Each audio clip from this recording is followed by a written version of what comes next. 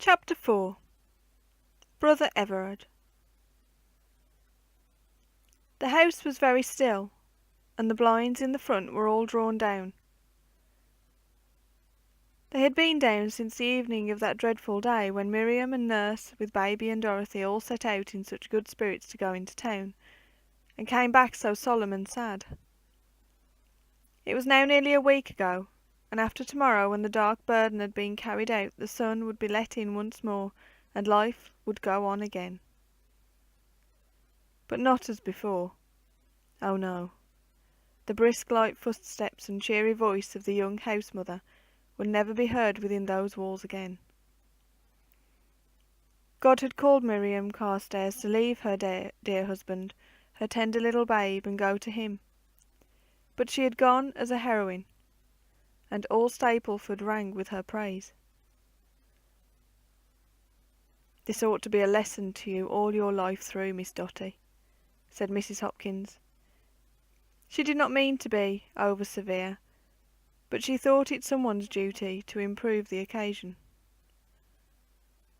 "It's an awful thing for you to have to think of, that if you had come along when you were called, this would never have happened. But for your not minding when you were spoken to, that dear lady, your sister, might now have been alive and well, and this precious lamb would not be crying for his dead mother. I wouldn't have your feelings for something.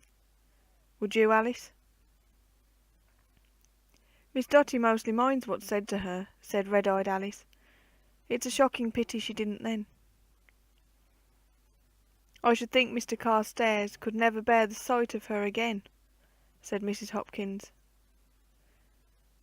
She had no idea how sensitive Dorothy was. She did not sufficiently know the child. She only aimed at applying a salutary moral with sufficient force, and took it for granted that disobedience was a frequent fault. As it happened, her censure was both cruel and unjust. Again and again had Dotty moaned to herself, writhing on her little bed in a passion of sobs. "It was my fault, my fault, my fault. I killed Miriam. If I hadn't stopped to look at the cobbler, she wouldn't be dead now. I wish she had left me to be run over. I wish I had been killed instead." But as she stood by the kitchen table, listless and pale, while Mrs. Hopkins sat in judgment on her, she did not cry.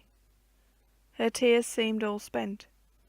Her heavy eyes remained downcast, and the nurse thought her silence sullen. This was why she added that cutting speech about Everard. Never bear the sight of her again. A sort of quiver passed down Dotty's face. Her pitiful little mouth trembled, and her bosom heaved. It was so dreadful. Suddenly she roused herself, turned and went out of the kitchen. Went straight to the room where her brother sat alone, writing black-edged letters to his friends. In augmenting her wretchedness, Mrs. Hopkins had driven her to the only way of escape. Everard. The word sounded like a wail. She had entered the room so softly, and her brother was so deeply absorbed in his melancholy task, that she stood unnoticed, until she began really to believe that Mrs. Hopkins was right, and that he would never look at her again. Everard raised his sad, kind eyes, and laid down his pen. "Come to me, little sister," he said, pushing back his chair and holding out his arms. Dotty ran to him, and flinging herself on her knees at his side, buried her face in his breast, with a burst of tearless misery.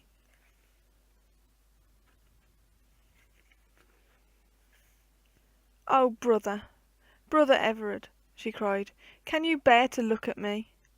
Mrs. Hopkins says you can't, because it was all through me."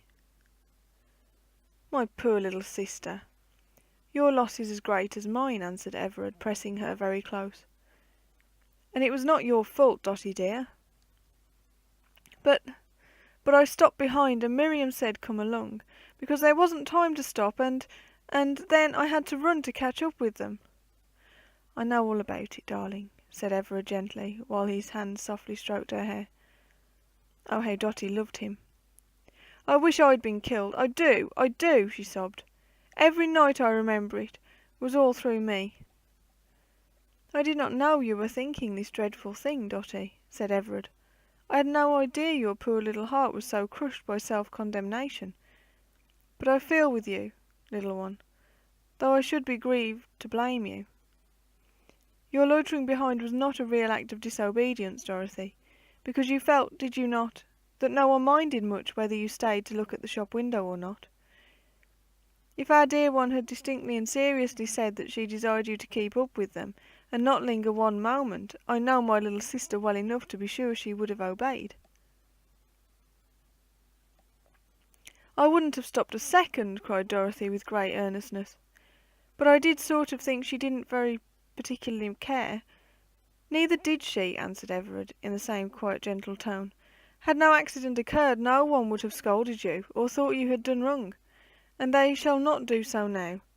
I will tell Mrs. Hopkins that I will not have your grief added to by the burden of blame. It is more than enough without that.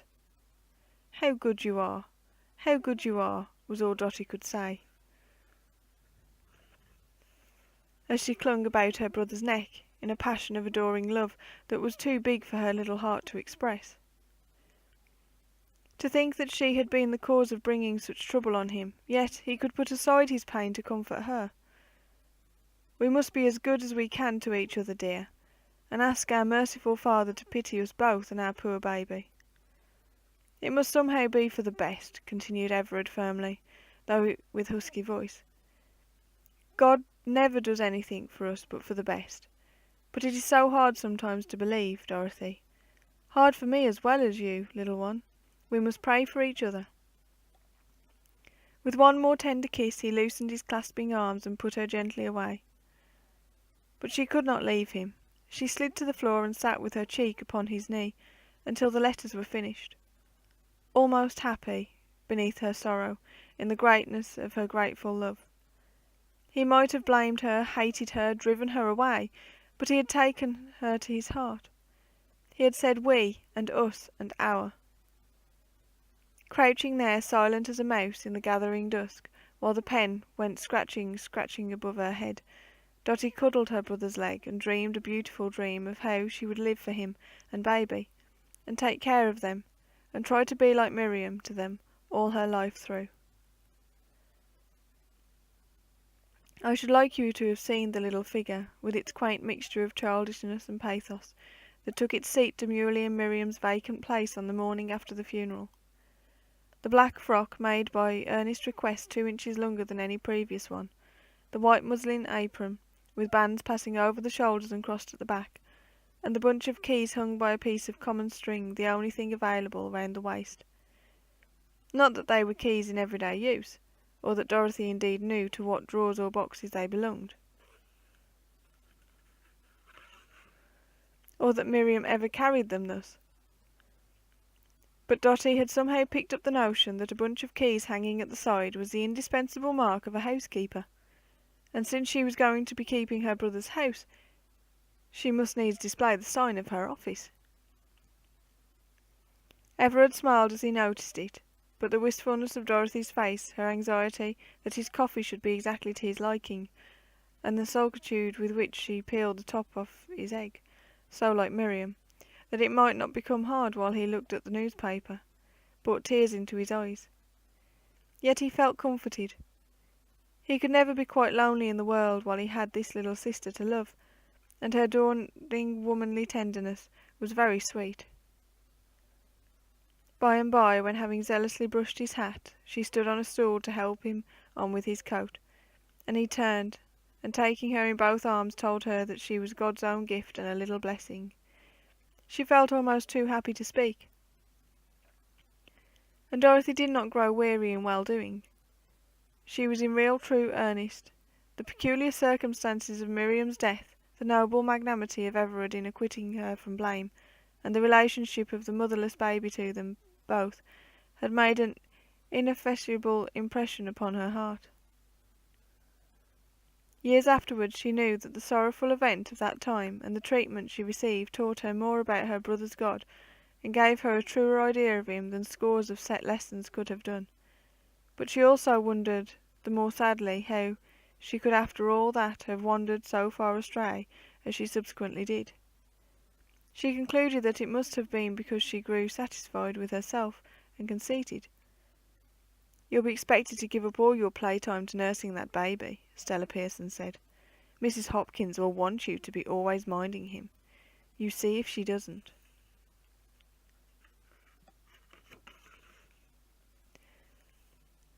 "I hope she will," answered Dorothy stoutly. "I'd like to be always minding him. I'd like to nurse him all day. He's a darling pet, so there." "You'll have enough of him before you've done," said Stella unpleasantly. What a dreadful thing it seems that a pretty girl with pink cheeks and lovely golden hair could be so ugly in spirit.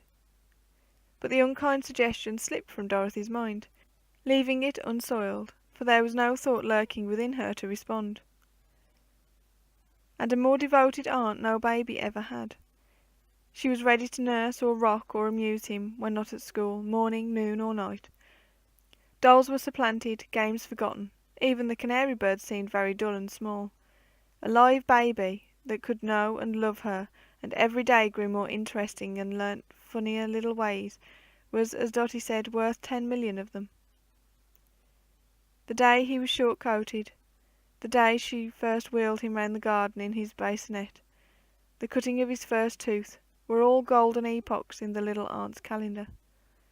To see his dimpled legs kick with joy and his pretty eyes dance as he stretched out his arms to her when she came home from school, was a delight only to be equalled by the proud pleasure of holding him up to the window to watch for his father's return, and noting the smile of gladness which lingered on Everard's grave face when he greeted them.